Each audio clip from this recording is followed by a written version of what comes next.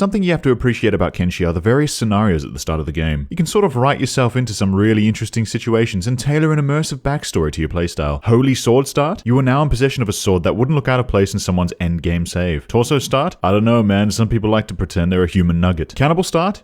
Yeah, I did this. And I also claimed it was the hardest start, but you know, I lied. So today we're going to do the Holy Nation slave start, and my immersive backstory? I failed an anal cavity inspection and the authorities found my contraband. He put his hand in my ass, and now I understand that my ass just don't expand. My ass has been destroyed. So you see, with the cannibal start, all I have to do is find a way out of my cage and run away. The cannibals were not really heavily armed like the Holy Nation Paladins, and they don't run as fast as the Holy Nation Paladins, and the cannibals might beat and eat me, but the Holy Nation Paladins will simply put on a rubber glove and inspect my ass, putting me in a cage and prolong my suffering. So here we are, standing in the middle of Rebirth, the Holy Nation slave camp. Sad that we have been subjected to and failed such a search. With my stupid wife Ogre Greta, who had witnessed the inspection and got arrested purely by association. Now the thing about this particular start in Kenshi is we are warned to get into a cage as soon as we spawn in, which I had obviously forgotten to do. We've already had the shit kicked out of us and we are bleeding and not doing so good, but I get it, I understand. And while in the state, we are made to work the mines. You see, we have a job called Obedient Slave, which will make us perform various tasks around Rebirth, and if we're seen deviating from these tasks to heal up or we remove this job, we will be mercilessly beaten and re-enslaved. So while my boy Borbanus is out here having his head shaved by the Holy Paladins and working the mines, our wife Ogre Greta regains consciousness and is traumatized by her newly acquired grievous head wound, not to be confused with the grievous head wound she sustained in her childhood. But you see, I have a masterful plan, and that plan requires that we simply survive until nightfall when the guards all go to sleep. And you can use this plan too. It's so easy, don't worry about it. So we work. We wait. I observe the boy band guarding this exit out of Rebirth. I noticed that a guard has decided to knock Ogre Greta unconscious for apparently no reason. And that is because, shocker, Rebirth is not a slave camp that believes in equality. This is because the Holy Nation dislikes women. She is taken to a cage. She does not understand what she has done to be taken to the cage. She has done everything correctly. With our first day survived and under the cover of darkness, I begin to sneak. I am immediately spotted. In order to survive the imminent onslaught, I place myself in this cage. This, logically convinces the guards that I can do no wrong, that I am not suspicious at all, and they leave me alone to go to bed. And so begins phase 1 of my master plan. Food. In Rebirth, you are property, goods to the Holy Nation. They will not let you die, but they will also not let you thrive. If you are beaten unconscious, they'll jail you and then heal you. They'll put their hand in your ass to confiscate any stolen goods. And they won't let you starve, but they will keep you hungry. Being hungry debuffs your stats across the board, so to be able to sneak, run fast, and be strong and eventually escape, we are going to need a supply of food. As such, I'll be eating whatever the paladins leave out, trawling from building to building to see what I can find that is edible. At 1:40 AM, we enter the first building. Cooked vegetables. We consume this instantly. 2:30 AM. Borbanus skulks into the second building. We find dried fish. We have already eaten, so we smuggle this into our inventory. Ask for later. Building number 3. We wake the guards. Old mate spots Borbanus, has flashbacks to working retail and mans the front desk. Remembers it's 3 AM, then chases us outside. No! Okay, I'm in the cage. You're legally obligated to leave me alone. I know my rights. No.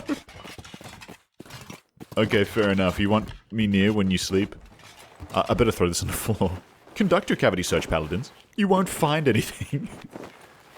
You'll never look for the stolen fish on the floor. 4 AM, I escape. We pick up our fish. Borbanus lives to fight and smuggle various miscellaneous goods in unspecified places another day. 5 AM, building number 4. The guards try to go with the brutalization technique, but we counter with the submissive man in a cage strategy. Now, there's not much to say about day 2 or anything that happens during the daytime, really. This is undercover hours, obedient hours. Ogre Greta is hobbling because she got beaten that one time despite doing everything the guards asked of her. Such is her lot. The various tasks we perform, we do so on autopilot. It's as I said, nothing really happens during the day. These are the obedient hours, the hours we bide our time until after dark, where we hunt for food again. A paladin snuck up behind me, then he put his hand inside of me and whispered in my ear, "What do we have here?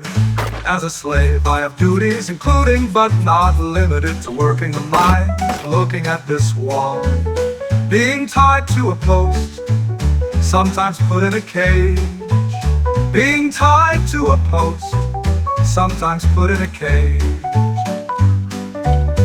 He put his hand in my ass, and And now I understand that my ass just don't expand. My ass has been destroyed. He put his hand in my ass. And now I understand that my ass just don't expand. My ass has been destroyed. Well, I got no food, and this guy is standing right outside my cage, and if I remove my prisoner shackles, he he homes in on me. Old mate is rapid. Wait, I wonder if I can...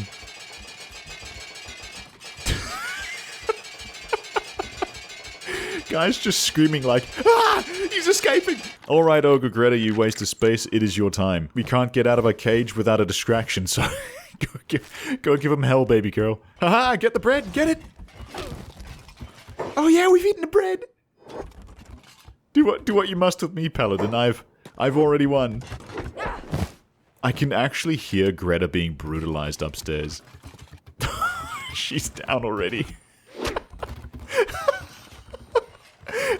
Oh my god. So they put known delinquent Upal in a cage and give him 5-star medical treatment, but continuously beat on Ogre Greta, who is simply trying to be an obedient slave and go to work. Again, exactly what is expected of her. They don't even heal her, they just search her and she gets up to go to work. While Upal heals from his coma, I just watch as Greta works the mines. Gets beaten again, folded in ways I didn't think humanly possible. She's in a state, let me tell you. The game says she is unconscious, and you can really tell. She just gets up and starts working the stone processor after being beaten unconscious multiple times in one day. With her laboring skill of 1. It's no problem. Ogre Greta work. The remainder of the day, nothing happens. We wait patiently. Sometimes I put myself in a cage. That way there is no possibility I'm beaten outside at random for no reason. Like Ogre Greta, who we occasionally spot hobbling past, being berated by the paladins, promised no dinner tonight. As night falls over Rebirth, so too do our shackles. In building number 1, cooked vegetables in a corner near the sleeping paladins. We eat it and retreat into a cage. They are powerless to stop me. We move through the night looking for our next meal in building number 2. Unfortunately, all we find is like Arnold in the corner looking directly at the front door, only blind to my orange jumpsuit. Fair enough. Building number 3. This is also guarded by a retail staff paladin, but in the corner we spy a food cube. This is enough to sustain us for days if we manage to get our hands on it. I accidentally toggle off sneak and we sprint to the cube, and the paladin doesn't notice. This is what years and years of retail work does to a man. I also take this dried fish from through the roof situated in front of a paladin who is presumably eating it, and with the food cube secured and our hunger dealt with for the time being, we are able to move on to the next step. Rebellion. Nothing of note happens the following day. It mostly just devolves into me watching Ogre Greta, who, you know, can't stop being beaten until she's crippled, hobbling around the camp while we wait for day to turn to night. Now with a full stomach, tonight, this is where the real work begins. I unlock the shackles and some of the other slaves. This increases their demeanor with me. Some of them will follow. Others will run. The ones that run, though, that's okay too. They'll end up absolutely curb stomped, but this is just the start. And they occupy the guard so that I can continue to work on other things. Some will choose not to leave at all. They'll remain shackled. They're flagged as friendly to us with the yellow cursor, so one would think they would join me, but they do not. I even try straight manhandling some of them, but they simply return to the pole, relocking their own shackles and remain. The most amusing part about this, I think, is that Ogre Greta is the one with the 24/7 guard waiting outside of a cage, as if she's done anything wrong at all. While Upal is literally up to no good, spotted multiple times every night, completely unsupervised. On the morning of the 5th day, it is our time. Upal is fully rested, fully fed, all of his stats unrestrained by weakness, and we have a handful of freed slaves with us. We make our way to one of the gates, and no, we do not fight. We simply use the other slaves as distractions while we make a run for it. He put his hand in my ass, and now I understand that my ass just don't expand. My ass has been destroyed.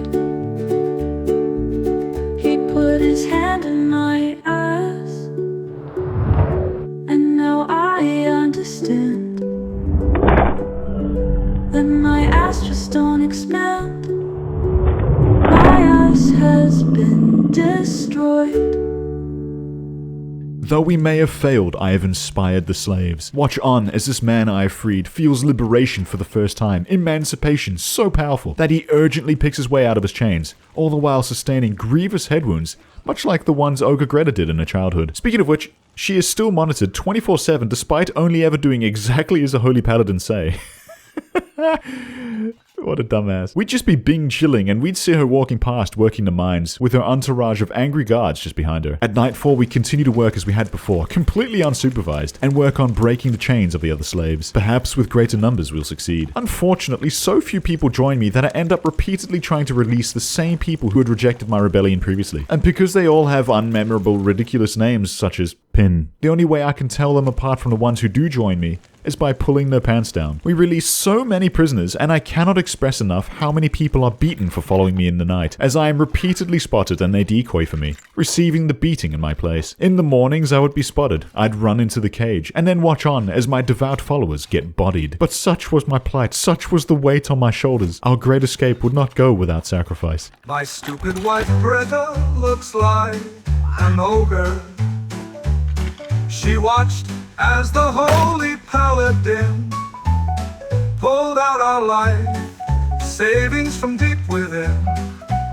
She simply does not understand due to a grievous head wound sustained in her childhood. A grievous head wound sustained in her childhood. He put his hand in my ass, and now I understand that my ass just don't expand. My ass has been destroyed. He put his hand in my ass, and now I understand that my ass just don't expand. My ass has been destroyed. Hey, bro's out here telling me masturbation is wrong. Alright, this is our time. This is when we do it. It's kind of weird. Wait, I know they hate women, but are they really only attacking the woman in my team? Let me just test this real quick.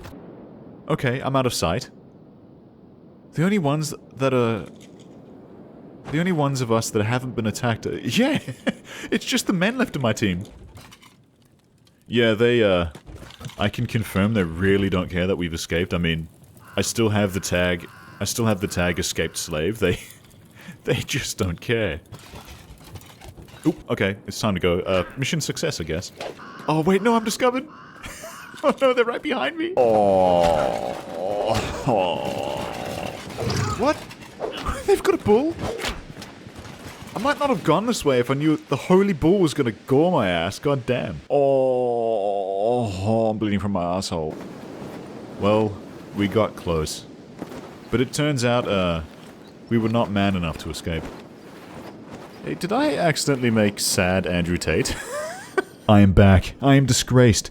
Placed on the post next to the pantless cowards that rejected the rebellion. For some reason, Ogre Greta is beaten up again, and while the guards patch her up, another guard is straight up severing her spine. A joyous thing to witness, to be sure. Being that Upul Anus Borbanus is unconscious, it's as world-renowned dead celebrity John Lennon once said, "I'm just sitting here watching the wheels go round and round." Only until nighttime, where we'll wake up and enact the third phase of this plan. Yeah, that's right, there's a third phase. All has gone according to plan so far, so bear with me. Because it is apparent that running might not be the option. We are going to divorce our wife Ogre Greta by lodging the associated paperwork and deleting her from the party. Once this is done, I'm going to sneak up behind her and repeatedly stealth KO her from behind. Now this will only knock her out for a couple seconds at a time because we are only level 1 assassination, but the longer we do this for, the more our assassination skill will grow, and the easier it will become to assassinate stronger targets. My favorite part about this is Upul remains undetected, so Greta has absolutely no idea why it's lights out every few seconds, and because she's tied up, she's unable to investigate or retaliate.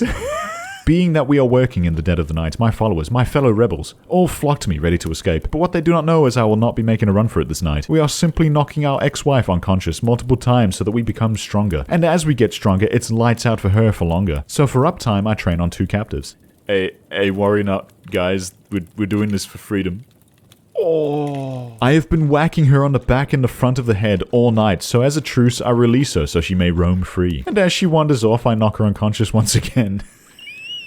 Eventually, Ogre Greta makes a run for it, but she's downed fairly easily being that she's such a big, stringy, gangly beast, and so she may finally rest in another cage, a cage of her own. Or so she thinks. You see, I am becoming bold. I am becoming a menace. I decide to stay operational during the day. I have all my peons to draw aggro away from me. I place Upulanus in the cage next to Ogre Greta, and then the guard picks me up and places Upulanus in the cage next to Ogre Greta. All of my fellow rebels are caged with us. I stealth KO them as well.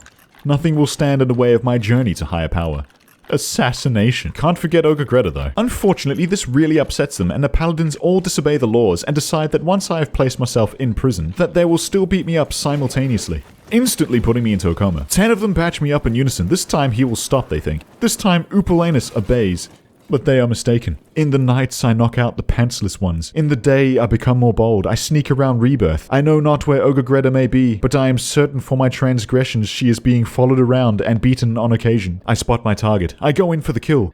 Oh god, I failed. But that's alright, because I run into the tower old mate was guarding anyway, and with time pause like the Marvel cinematic deity I am. We repeatedly attempt to steal these cooked vegetables and these Holy Nation rags. These were just what I was looking for. They'll give us a handy 10% boost to stealth. So with the rags in hand, Upulanus Borbanus sprints back to his pole and or cage, like the good pretend slave he is. But if we go into one of these with the stolen goods on our person, the paladins will put their hand in my ass and take the stolen goods back. Being that in the lore we have learned this by now, I throw the stolen goods on the ground while they chain me up. They are legally unable to pick up stolen items off the ground.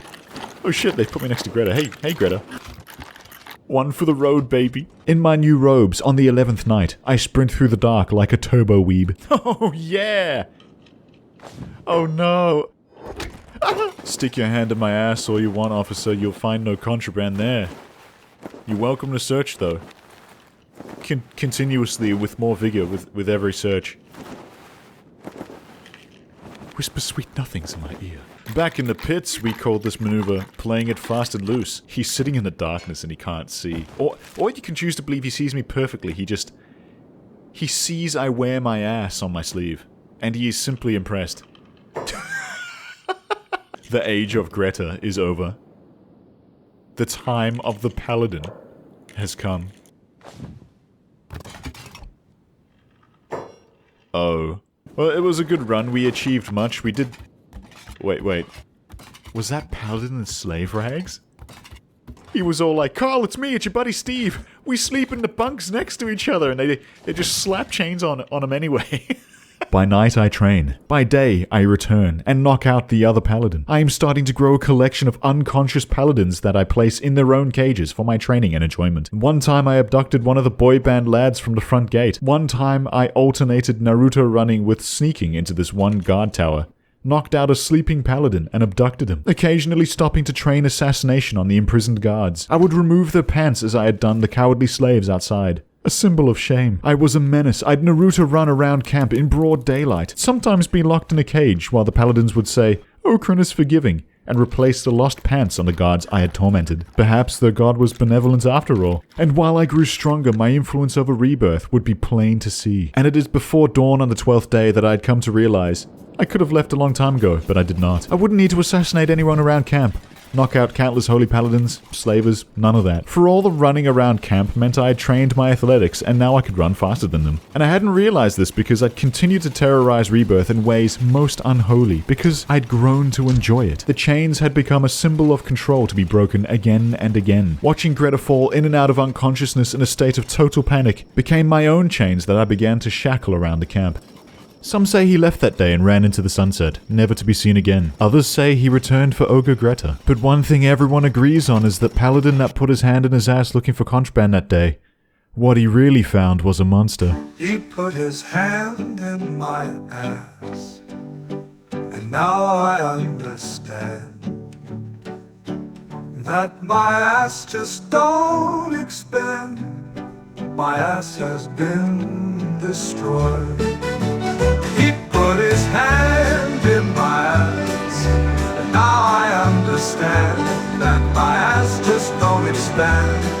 My ass has been destroyed. He put his hand in my ass, and now I understand that my ass just don't expand. My ass has been destroyed.